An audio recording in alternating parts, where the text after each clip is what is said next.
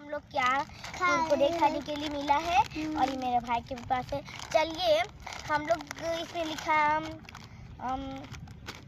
कुरकुरे और इसमें हम लोगों को 5 रुपीज़ का मिला है तो बहुत टेस्टी। चलिए एक बार खाते हैं।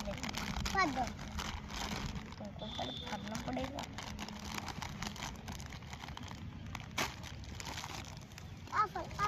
लो।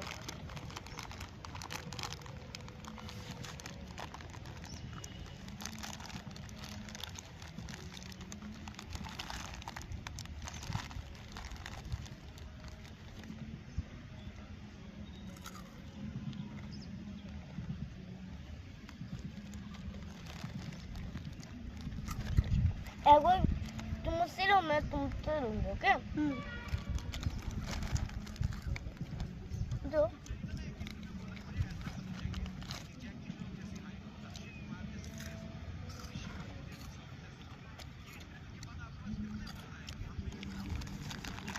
Bye bye.